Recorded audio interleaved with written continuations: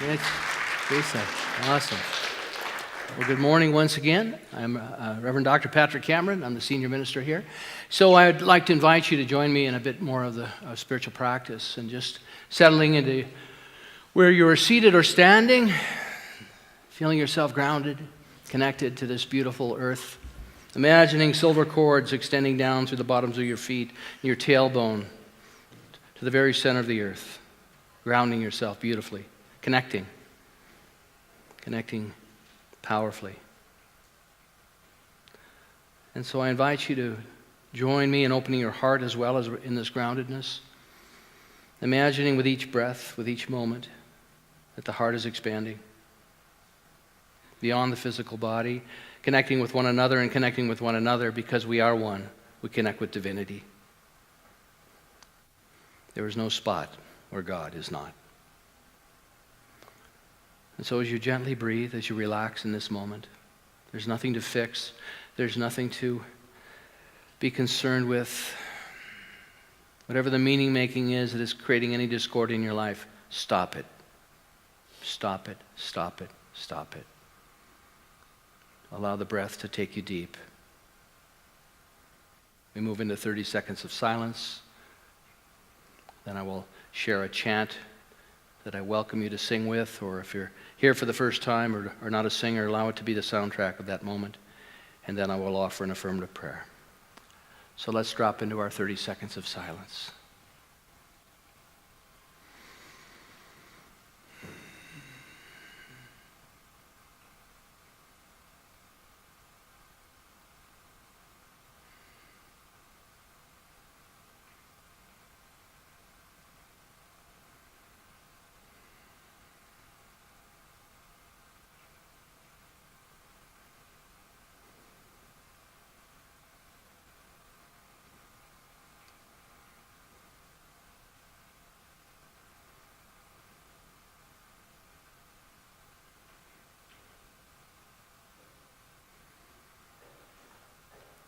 In this very room, there's quite enough love for all the world.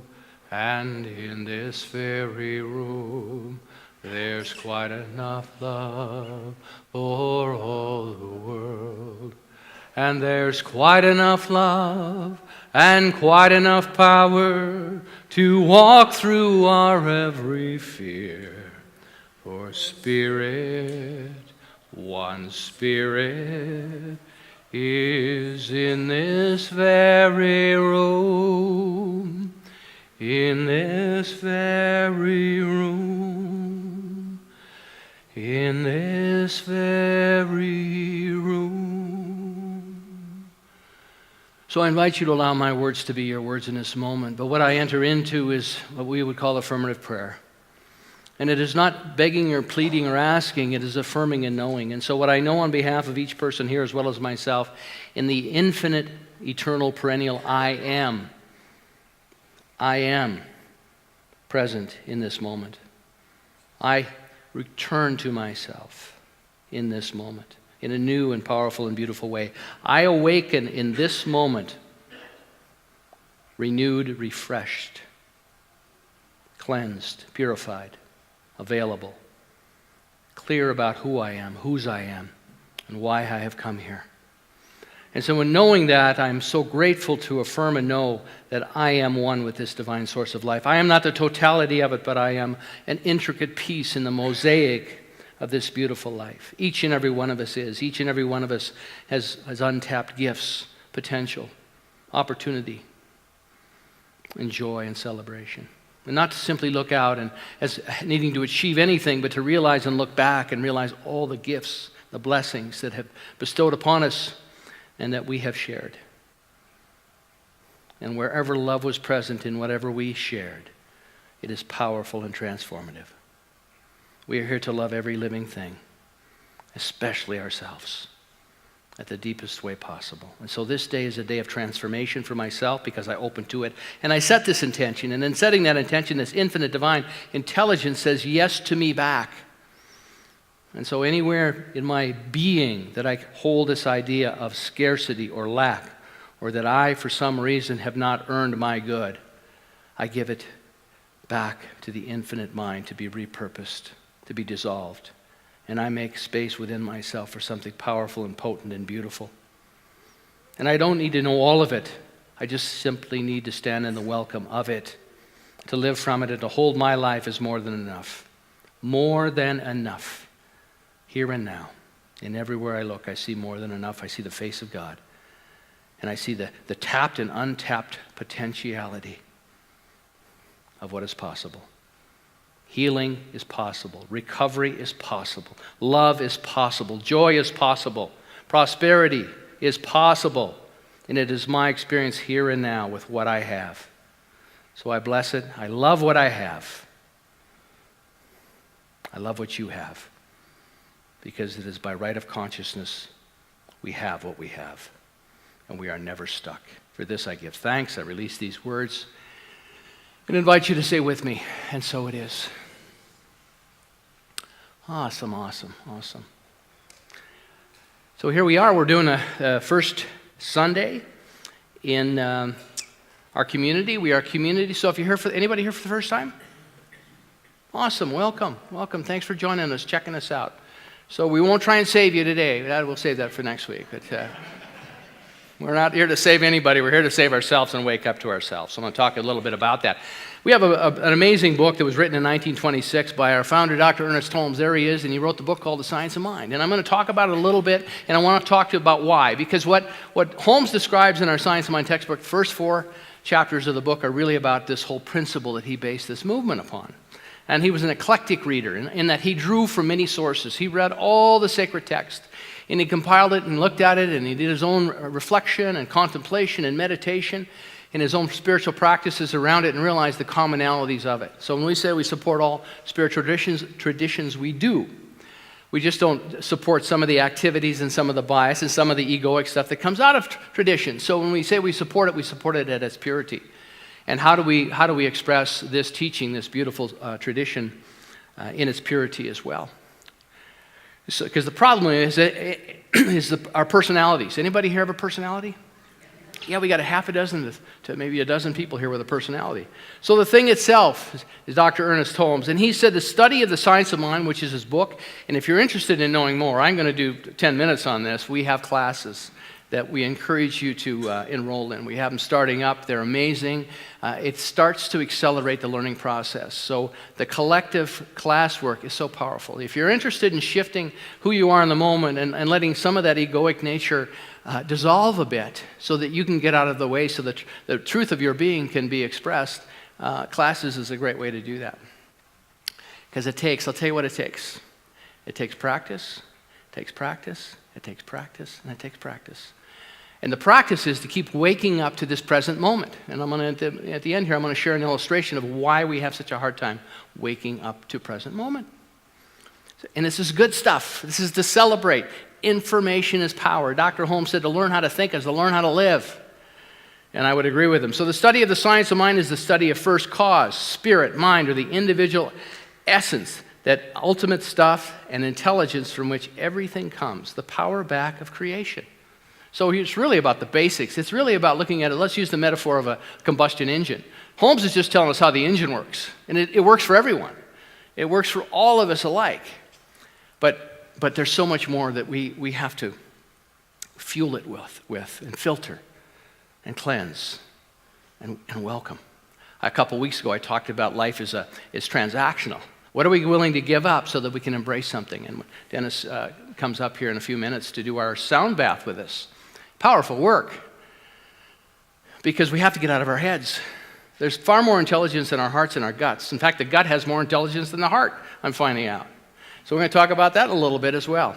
But I want to touch on these things because it's important that we understand the principles that we stand upon, how the engine works, and how we can interact with it. So the divine plan, as Dr. Holmes said, is one of freedom. So if you're not experiencing freedom, you're in limitation of some way, shape, or form. That's not a bad thing. That's what we've come to do. The only way we understand freedom is to be bound by something. And the very principle that this teaching stands upon is that we're using it in a way that binds us, because we're the ones that decide. We're the ones that are using this all the time. And so if we decided life is a struggle, all life can give us is more opportunities to validate the conclusion that we've reached, that life is a struggle, that there's not enough, that I'm not enough. And look out at the world. Go on the internet. You're not enough. Really? And so when I look at that now, I just simply say, I don't agree with that. That doesn't represent me. I don't have to take it apart. I don't have to demand that they pull their website down from their thoughts and ideas down. It's just, I don't agree with that. I'm going to move on to something that I know is generative because I know who I've come here to be.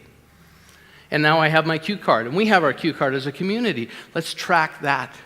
How do we stay tracking with that? So the divine plan is one of freedom. Freedom is the birthright of every individual.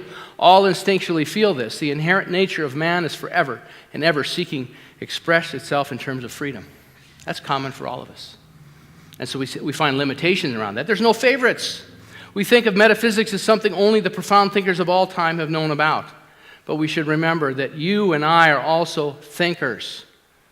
This is available to us as well, but it requires discipline and practice. It's not easy.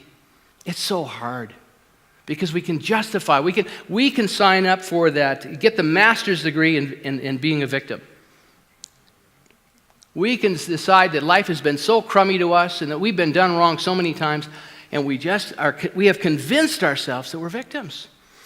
I've been there. I know. I speak from experience, but it's not true.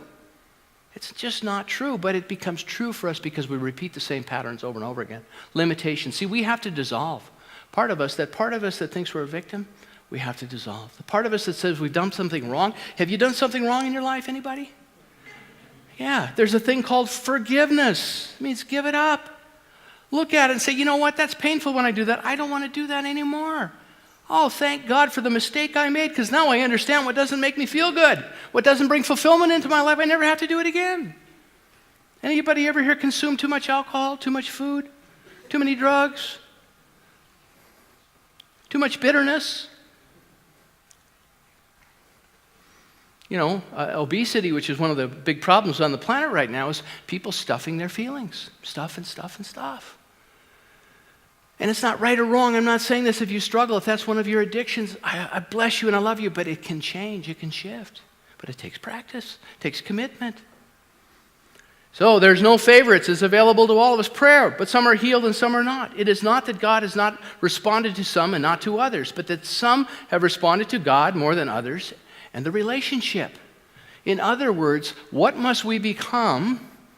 What relationship? I just wrote an article for the Science of Mind magazine. I'm one of the columnists in our beautiful Science of Mind magazine, and I wrote an article about this. What are the practices? What must we become in order to be in greater relationship with His presence? It's just like having a lover. What do we do when we have a lover? Anybody here have a lover?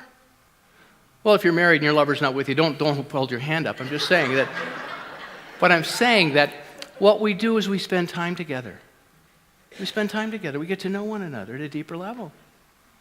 And as we spend time with one another, there's a trust that builds. Because if you don't trust it, it ain't going to happen. In traditional terms, that would be called faith. I can rely on this source of life because I know it's taking me somewhere because I've set this intention and I've put something down so that the greater yet to be can show up. So some are healed, some are not. Their prayer, their thought has responded by corresponding. There's a coherence. The answer to prayer is in the prayer. So it's the consciousness that we bring to the prayer, the consciousness we bring to the intention. Because any sacred moment, any sacred thought, any thought in connection with this divine presence is a prayer. I would say all thoughts are prayers. The Apostle Paul said, pray unceasingly. Why not? Why not make that your practice? And wake up and say to yourself, I come back to myself right here and right now. So I want to give you a practical example. I want to thank our board chair, Jennifer Bowerman. She sent me an amazing interview with Gabor Mate. Brilliant man. And Tim Ferriss. You can find it on YouTube. It's 2 hours and 26 minutes. I watched it a couple times. Laura and I watched it together. It's just remarkable stuff because it ties in so beautifully towards the end with the Q process. So we have brought the Q process to our community. Why do we bring the Q process to our community? Because we kept having the same patterns over and over again. We were enmeshed in limitation, lack, and pointing fingers and blaming. And so we would get together to have meetings, and all of a sudden it was about, let's fix things. We got to fix this. We got to fix that. We got to fix this. And the hard part of all of this is it's not about fixing anything. It's about what are we trying to give birth to. Something is seeking to be given birth in our lives. And as a community, rather than keep putting Band-Aids or ace bandages or whatever required, what is seeking to be given birth here? We're a teaching that talks about healing. Dr. Holmes told us how the engine works. This is not new information. This stuff has been around since 1926. Stuff's been around forever. Back in the time of Jesus, much of the teachings of Jesus are reflected in what Dr. Holmes had to say. It is done unto us as we believe. End of the story. And then we walk out of here, we don't even realize what we believe because we are so in such a habitual pattern of doing that, we wouldn't even question it. I know who I am. I know who my favorite sports team is, my favorite hockey team is. I know my favorite season. I know my favorite color, on and on and on. And all that's good stuff, but it doesn't tap into the essence of who and what we are and what's possible. So, I want to share this with you because this was inspired by Gabor. It's one of the things he talked about. He talked about addiction in this beautiful, beautiful interview. And he said, as children, we have two basic needs, psychological needs. One is attachment. We have to connect with something to survive. So when you're an infant, you need somebody to take care of you. You need somebody that will feed you and bathe you and keep you warm and hug you and love you up. That's attachment. We all have that. The other piece of it is we require authenticity. And so authenticity is, what's happened with our culture. We have more ADHD going on in the culture right now than ever before. We have more children that have attention deficit. Attention deficit, the trigger that takes you out of present moment, is a coping mechanism for children. This isn't a bad thing, but it's brilliant, and I'm so grateful to have the information because I watched it happen in my own life, with my own children, with myself, how I was raised. So what happens is our needs are not met emotionally by our parents because even if we have the best parents in the world, sometimes they're just not there. Sometimes they're not there to give us a hug. Sometimes they're not there to pick us up. Sometimes they're not there with whatever it is that we need. And so what happens is that all of us get traumatized. Some have severe trauma, some have this daily day. So we are all victims of traumatization. But this is the way the Infinite set it up. This is a good thing to know because we're not stuck there. And that's why we brought the cue here. All of a sudden we can look at the triggers, which are the things that keep us stuck and keep us separate from ourselves. Because authenticity is connecting with oneself, because oneself is where the divine source lives. But what happens when our parents are stressed and we don't get what we need? So he uses the example. Let me give you this example. He says, as a 2-year-old, you get angry because you didn't get that cookie that you wanted before dinner. Anybody ever had the cookie withheld before dinner? Yeah. And so you get angry. You get upset. You're 2 years old and you can't get your cookie. What is going on here? What's wrong with these people? But your parents can't handle anger because they grew up in a home where there was rageaholism, so they can't handle the anger, and they get terrified at the very expression of anger. Because one of their triggers, one of their unintegrated characteristics is the anger they express as children, and they don't know where to put it. So I can't put it anywhere and realize it's just life experience. Let the 2-year-old scream and holler because he can't have a cookie. I'm not going to give the cookie. But I'm going to still love him. Just can't have your cookie. But and my mother was great at this. So what the parents do, the message that you receive is that good little kids don't get angry.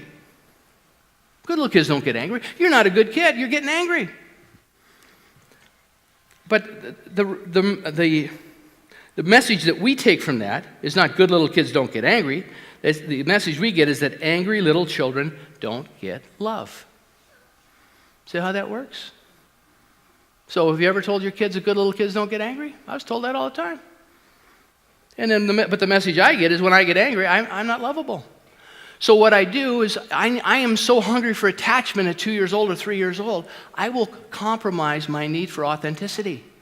I will give up the connection with myself because I need the connection with you more. And so children, Gabor Mate tells a story of he's 2 months old, he's in Budapest, Hungary. The Nazis have just surrounded the town, they're about ready to invade. His mother calls a doctor and says, my baby won't stop crying. Now he was born in a Jewish family, Budapest, Hungary. He said, Mrs. Whatever her name was, his mother, every Jewish baby in Budapest is crying nonstop right now because they feel it. the energetic of that stress, that fear, because it was life and death. He said at 3 months old, his mother gave him to another woman for a month because she was worried that they were going to come and kill her and they'd kill him as well. So she gave him to a Christian mother for a month. He said, to save my life. He said, I didn't get it was saving my life. I felt I was abandoned by my mother. And so those stresses, we share those stresses. This is how epigenetically it works. Our parents don't know how to handle it. It's because none of your parents, and this is what my mother did. When I heard this, I thought, this is perfect. She said that your parents become sullen. They won't look at you. They won't talk to you. They talk to you in a harsh way because they're withholding their love. So it's an overreaction to this experience with a cookie. So it's unhealthy behavior, giving birth to unhealthy behavior. Why do we have so much ADHD? Because people can't own themselves. Children were not taught to trust their authenticity. As Gabor says, 200 years ago when we were all living out in the wild, we had to trust our intuition. If you didn't trust your gut feeling, your gut knowing, you didn't survive. But in a modern society, we don't have that pressure anymore. But what happens is we give up our authenticity, coming home to ourselves, because we need the attachment. And the caregivers, the people that are supposed to love us, will do whatever it takes. I will be whatever you need me to be, so you'll love me. There's a theme in life. Anybody ever done that? Whatever you need from me, let me know so I can feel safe and loved. Not a bad thing, but to understand it in the context of the psychological makeup of. So, because what I'm saying is, Dr. Holmes has given us a roadmap. When we embody the thing within ourselves, becoming it, we have the experience. This is how life works. It's common sense. It works all the time for us. But when we can't come home to ourselves, when we can't live in authenticity and trust ourselves, why would we trust anybody else? Why would we trust God? Why would we trust this infinite experience? I'm going to go do an affirmative prayer. I'm going to do a class for 8 weeks. I'll tell you, it will shift and change you. It may not shift and change you all the way, but it is one way down the path, and it will have an impact. Because while we're doing it, while we're doing the classes, while we sign up for these things, we are being done unto in a way that we can't even intellectualize, because our intellect gets in the way. So we give up our authenticity. See, and so what happens is, this whole journey is one of recovery. It's about recovery. You go to a 12-step program, it's recovery. Stop drinking. It's recovery. Recovering your sobriety, it's recovering ourselves. What we've given up because we needed the attachment to feel safe. We needed that. And so we'll do whatever it takes to survive because we need that. We need that caregiver, even if they're a lousy caregiver. You learn it as you go. So it's so important, so it's one of freedom, but we can't live in the freedom until we can trust, until we can come home to ourselves, recover ourselves. So how do we do that? It's shadow integration. I'm reading the New Republic of the Heart by Terry Patton. It's many pieces. It isn't just meditation. Meditation is important. Prayer is important. Physical activity is important to take care of the physical body. You can't just pour all the garbage into your system and think that you're going to function well. It's taking care of the body. It's taking care of the mind psychologically. It's taking care of the spirit, having practices in our lives. It's having yoga in our lives. We got a kettlebell class going on here. Do you know what they know about spiritual practice and development and evolution and human potential? It accelerates when we have physical activity involved with it. So because there's a movement of energy, we are all energy, all of us. It's not one thing. It's many things. That's called spiritual integration. That's what this whole Q process is. The shadow integration is so important. Because if we don't get on top of it, we can't own ourselves. We can't come home to ourselves. And it's okay if you don't do that, but at least understand it. At least understand when you get triggered now, you know what happened. Your parents, you might have had the greatest parents in the world, but they were stressed and they didn't have enough time. Whatever it may be. Here's the science of mind teaching thing. A restricted, soiled, or faulty filter will result in a disappointing and or compromised experience. I looked for a quote for 3 days on a dirty filter. I finally wrote my own, so I'm going to put that in my book.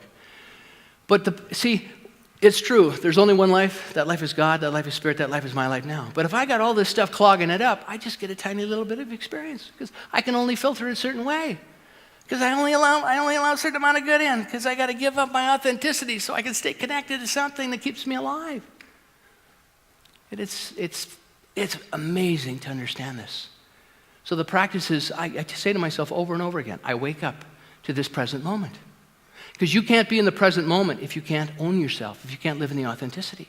So I own all of it, and I love all of it, even the mistakes I've made, even the disappointments or the betrayals that I felt. I love all of it because it's brought me to this moment of awakening, this eternal journey, and that's so powerful.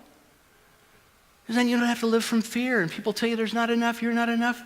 We learn to trust the universe, we shall be happy, prosperous, and well. We have to trust ourselves first. We have to trust one another. We have to come to some common agreements. What are we here for?